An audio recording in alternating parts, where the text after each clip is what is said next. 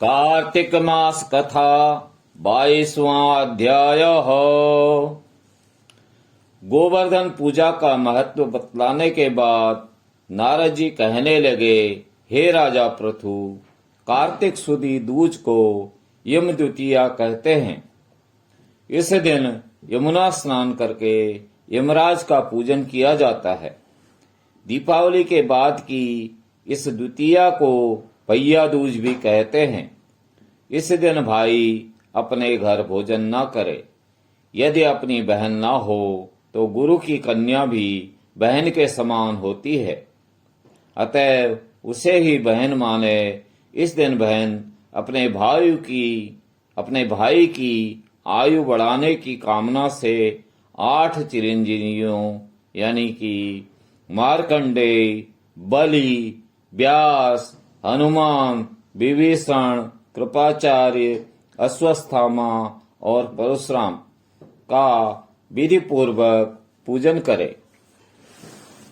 तत्पश्चात भाई को बुलाकर उसके तिलक लगाते हुए कहे, सूर्य, चंद्रमा, पृथ्वी, समुद्र, वेद, पुराण, तप, सत्य, ब्रह्मा, विष्णु, महेश, देवता, मुनि तथा धर्म मेरे भाई की रक्षा करें, और जब तक पृथ्वी तथा सूर्यादि स्थित हैं तब तक मेरे भाई की संतति चले।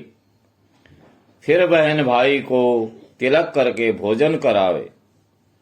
भाई भी अपनी श्रद्धा तथा सामर्थ्य अनुसार बहन को दक्षिणा दे। इतनी कथा सुनने के बाद राजा पृथु ने कहा, हे देवर्षि, सब क्षेत्रों में उत्तम कौन सा क्षेत्र है?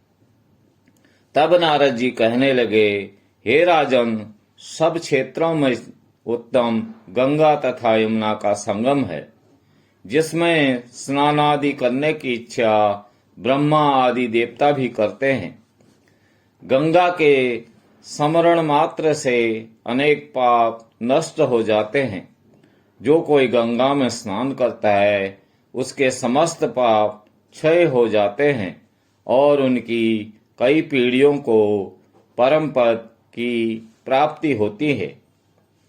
गंगा में स्नान की अभिलाषा करने मात्र से मनुष्य अनेक जन्मों के पापों से मुक्त हो जाता है।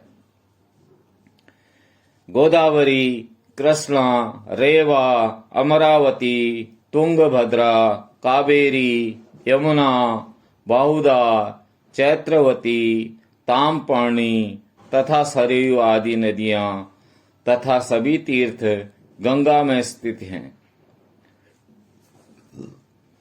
काशी क्षेत्र सब क्षेत्रों के उत्तम है।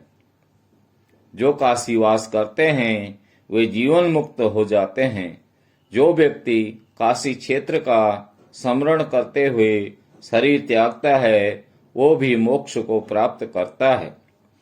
इति 22वां अध्याय समाप्तम्। भजमन नारायण नारायण नारायणं, श्रीमन नारायण नारायण नारायणं। बोलो नारायण।